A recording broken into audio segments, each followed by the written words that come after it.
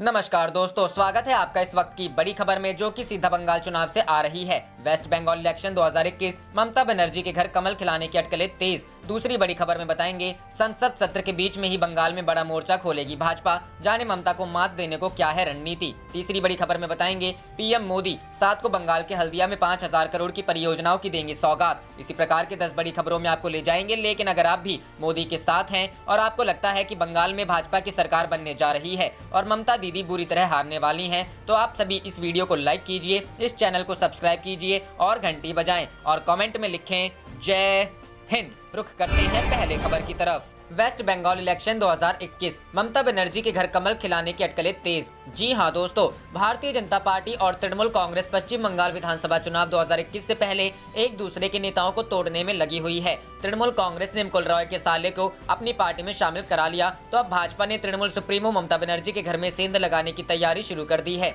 बताया जा रहा है कि ममता के भाई कार्तिक बनर्जी जल्द भाजपा में शामिल हो जाएंगे। हाल ही के दिनों में करीब 1.5 दर्जन तृणमूल कांग्रेस के विधायक भाजपा में शामिल हुए, तो सत्तारूढ़ दल ने भी जवाबी कार्रवाई कर दी। तृणमूल कांग्रेस छोड़कर भाजपा में शामिल होने वाले भगवा दल के राष्ट्रीय उपाध्यक्ष मुकुल रॉय के घर में सेंधमारी करते हुए उनके साले सृजन राय उर्फ साजा को तृणमूल कांग्रेस का सिपाही बनाकर मैदान में उतार दिया। भाजपा ने अब मुख्यमंत्री ममता बनर्जी के भाई कार्तिक बनर्जी को भाजपा में शामिल कराने का मन बना लिया है। राजनीतिक गलियारों में चर्चा का विषय है कि क्या ममता के भाई कार्तिक सचमुच भाजपा में शामिल होने जा रहे हैं। शुभेंदु अधिकारी ने भाजपा का झंडा थामने के बाद ही दावा किया था कि कुछ ही दिनों में ममता बनर्जी के परिवार में भी कमल खिल जाएगा। कार्तिक बनर्जी के बारे में कहा गया था कि कुछ दिन पहले वह भाजपा के संपर्क में थे। इस बाबत जब मीडिया ने उनसे सीधे सवाल किया तो जवाब में कार्तिक बनर्जी ने कहा, अभी भी सब कुछ चर्चा में है, मैंने कोई फैसला नहीं लिया है, यह मामला अभी तक उस चरण में नहीं पहुंचा है।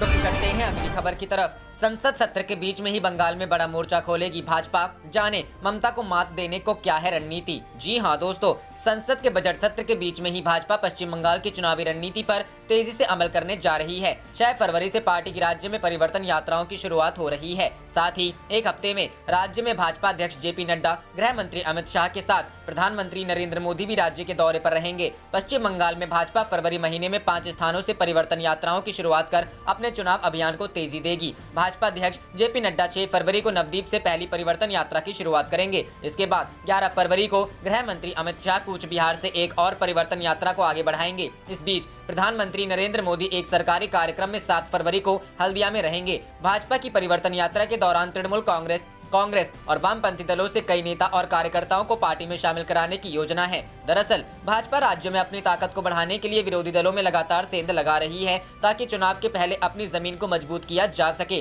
राज्य में भाजपा ने माहौल को गरमा दिया है और अब वह हर बूथ पर अपने लोगों को खड़ा कर मतदान की रणनीति को अमली जामा पहनाने में लगी हुई है। संसद के बजट सत्र के पहले चरण के पूरा होने पर भाजपा अपनी संगठनात्मक और भावी चुनावी रणनीति को लेकर भी 14 फरवरी को राष्ट्रीय पदाधिकारियों की बैठक में विचार विमर्श करेगी। चूंकि पार्टी की अभी नई कार्यकारिणी गठित नहीं हुई है, ऐसे में राष्ट्रीय पदाधिकारियों की बैठक काफी महत्वपूर्ण होगी, जिसमें पार्टी के संगठनात्मक और चुनाव प्रभारियों की रिपोर्ट को भी सामने रखा जाएगा। भाजपा का फोकस इस समय पश्चिम बंगाल, असम, तमिलनाडु, केरल और पुडुचेरी के विधानसभा चुनाव पर है। पुडुचेरी जहां भाजपा सबसे कमजोर है, वहां पर भी उसने कांग्रेस व अन्य दलों में सेंध लगाकर कुछ नेताओं को अपने खेमे में लाया है, ताकि राज्य में नई विधानसभा में वह अपनी उपस्थिति दर्ज करा सके। रुख करते हैं अगली खबर की तरफ। पीएम मोदी 7 को बंगाल के हल्दिया में 5,000 करोड़ की परियोजनाओं की देंगे सौगात। जी हाँ दोस्तों, प्रधानमंत्री नरेंद्र मोदी 7 फरवरी को बंगाल के हल्दिया में केंद्रीय पेट्रोलियम मंत्रालय और सड़क परिवहन मंत्रालय की 3 महत्वाकांक्षी परियोजनाओं का उद्घाटन करेंगे। इसके साथ ही प्रधानमंत्री हल्दिया रिफाइनरी में इंडियन ऑयल के लुब्रिकेंट बेस्ड ऑयल कारखाने का भी शिलान्यास करेंगे। हल्दिया में प्रधानमंत्री जिन परियोजनाओं का उद्घाटन व शिलान्यास करेंगे, उसकी लागत करीब 5,000 करोड़ रुपए है, जिसकी सौगात वह बंगाल सहित पूरे देश को देंगे। गुरुवार को महानगर में आयोजित संयुक्त संवाददाता सम्मेलन में इंडियन ऑयल, बीपीसीएल, गेल व एनएचएआई के शीर्ष अधिकारियों ने इसकी जानकारी दी। इस मौके पर भारत पेट्रोलियम कॉर्पोरेशन लिमिटेड के निदेशक अरुण कुमार सिंह ने बताया कि प्रधानमंत्री बीपीसीएल द्वारा 1097.54 करोड़ रुपए की लागत से हल्दिया में निर्मित एलपीजी टर्मिनल को राष्ट्र को समर्पित करेंगे। फरवरी 2015 में ही इस परियोजना को मंजूरी मिली थी और इसके शुरू होने से 1000 लोगों को रोजगार मिलेगा। उन्होंने बताया कि प्रधानमंत्री उज्ज्वला योजना के तहत बंगाल में 88.5 लाख नए एलपीजी कनेक्शन दिए गए हैं। उन्हें निरंतर एलपीजी की आपूर्ति करने के लिए इस एलपीजी टर्मिनल का निर्माण किया गया है। वहीं इंडियन ऑयल कॉर्पोरेशन लिमिटेड के निदेशक गुरमीत सिंह ने बताया कि प्रधानमंत्री हल्दिया रिफाइनरी में इंडियन ऑयल के लुब्रिकेंट बेस्ड ऑयल कारखाने का भी शिलान्यास करेंगे। यह हल्दिया रिफाइनरी को लुब्रिकेंट बेस्ड ऑयल के निर्यात में आत्मनिर्भर बनाने की दिशा में पहल है। इस परियोजना की लागत करीब 1019 करोड़ रुपए होगी और अप्रैल 2023 तक इसका काम पूरा होने का लक्ष्य रखा गया है। इससे 2200 लोगों को सीधे रोजगार मिलेगा। साथ ही लुब्रिकेंट बेस्ड ऑयल के आयात की निर्भरता में काफी कमी आएगी, क्योंकि अभी इसके लिए दूसरे देशों पर अधिक निर्भरता है। रुख करते हैं अगली खबर की तरफ। चीन से तनाव पर बोले एयर चीफ मार्शल, हर स्थिति से निपटने के लिए पूरी तरह तैयार। जी हां दोस्तों, चीन के साथ वास्तविक नियंत्रण रेखा पर चल रहे तनाव के बीच भारत ने सीमा पर सुरक्षा बलों की पर्याप्त तैनाती की है। Air chief marshal RKS Bhadauria ने गुरुवार को कहा कि राफेल विमानों के आने से चीनी खेमे की चिंता बढ़ गई है। चीन ने जैसे ही भारतीय क्षेत्र के करीब J-20 फाइटर जेट्स को तैनात किया था, वैसे ही भारत ने भी फ्रांसीसी मूल के जेट विमानों को तैनात किया है। IAF प्रमुख ने कहा कि वर्तमान में भारत और चीन के बीच बातचीत चल रही है। जितनी फोर्स की जरूरत है हमने तैनाती की है। हमारी तरफ से बातचीत पर बहुत ध्यान दिया जा रहा है। अगर कोई नई स्थिति पैदा होती है तो हम उसके लिए पूरी तरह तैयार हैं। यह सवाल पूछे जाने पर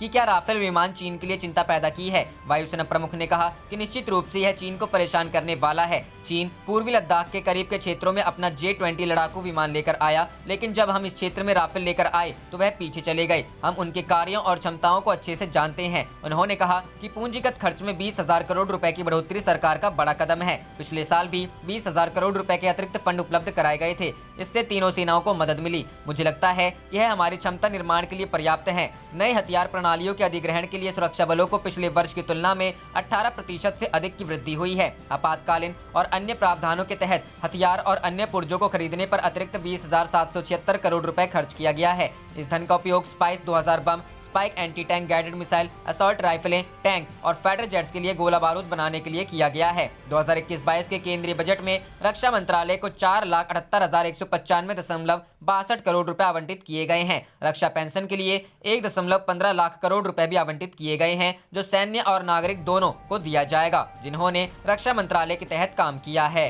रुक करते हैं अगली खबर की तरफ। घुटनों पर आया पाकिस्तान, जनरल बाजवा के शांति संदेश पर अगला कदम क्या उठाएगी मोदी सरकार। जी हां दोस्तों, सरहद पार से आई एक खबर भारतीय मीडिया में सुर्खियों में है। खबर है पाकिस्तान के सेना प्रमुख जनरल कमर जावेद बाजवा ने भारत के साथ संबंध सुधारने की इच्छा जाहिर की है। बाजवा के अनुसार पाकिस्तान और भारत को गरिमापूर्ण और शांतिपूर्ण तरीके से कश्मीर मुद्दे को हल करना चाहिए। पाकिस्तानी सेना और शांति सुनने में जरा अटपटा तो जरूर लगता है, क्योंकि पाकिस्तान वही देश है जिसने भारत के साथ 1000 साल तक युद्ध की बात की थी। 1965 में पाकिस्तान के तत्कालीन विदेश मंत्री जुल्फिकार अली भुट्टो ने यह बात संयुक्त राष्ट्र संघ में कही थी, जो बाद में पाकिस्तान की नीति बन गई, जिस पर वह आज तक कायम है। युद्ध में पाकिस्तान को विफलता ही मिली और पूर्वी पाकिस्तान से भी हाथ धोना पड़ा, लिहाजा पाकिस्तान छद्म युद्ध पर आ गया। पहले पंजाब में और फिर कश्मीर में पाकिस्तान ने आतंकवाद को बढ़ा दिया, पर 1 इंच जमीन भी इस नीति से नहीं जीत सका। बाजवा की मंशा क्या है? जनरल बाजवा के बयान और उनकी मंशा समझने की जरूरत है। भारत पर लगातार आतंकी हमले होते रहे, पाकिस्तान में बैठे आतंकी संगठन उसका दायित्व लेते रहे और पाकिस्तान हमेशा से सच नकारता रहा। यहाँ तक कि कारगिल में मारे गए सैनिकों का शव लेने से भी मना कर दिया, ताकि इसे पाकिस्तान द्वारा भारत पर आक्रमण के रूप में विश्व में ना देखा जाए। पाकिस्तान आतंकियों और उनके आकाओं का देश में होने से इनकार करता रहा, पर अलकायदा के संस्थापक ओसामा बिन लादेन के अमेरिकी सेना द्वारा घर में घुसकर मारे जाने के बाद पाकिस्तान की पोल खुल गई। पिछले कुछ समय से दो ऐसी घटना घटी जिससे सीधा प्रभाव जनरल बाजवा के बदले सुर में दिख रहा है। भारत ने 2 बार पाकिस्तान की सीमा में घुसकर आतंकी ठिकानों को नष्ट किया और पूरे विश्व ने भारत का यह आरोप माना कि पाकिस्तान आतंकवाद का केंद्र बिंदु है। पाकिस्तान पर दबाव बढ़ने लगा। दूसरे देशों ने, यहाँ तक कि सऊदी अरब और संयुक्त अरब अमीरात ने भी पाकिस्तान को आर्थिक और अन्य मदद देने से इनकार कर दिया। कई मोर्चों पर घिरा पाकिस्तान।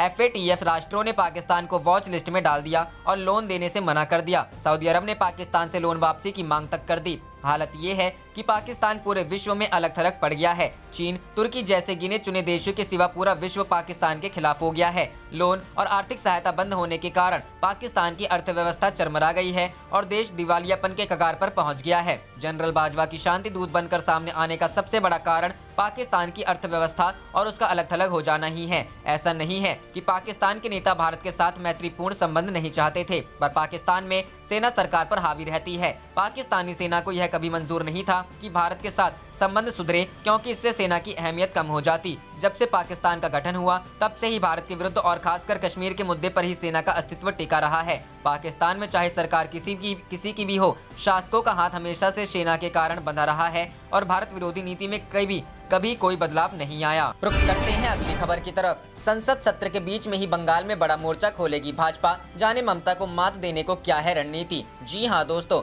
संसद के बजट सत्र के बीच में ही भाजपा पश्चिम बंगाल की चुनावी रणनीति पर तेजी से अमल करने जा रही है। 6 फरवरी से पार्टी की राज्य में परिवर्तन यात्राओं की शुरुआत हो रही है। साथ ही एक हफ्ते में राज्य में भाजपा अध्यक्ष जेपी नड्डा, गृह मंत्री अमित शाह के साथ प्रधानमंत्री नरेंद्र मोदी भी राज्य के दौरे पर रहेंगे। पश्चिम बंगाल में भाजपा फरवरी महीने में 5 स्थानों से परिवर्तन यात्राओं की शुरुआत कर अपने चुनाव अभियान को तेजी देगी। आप देख रहे थे आपका अपना चैनल जय हिंद जय भारत।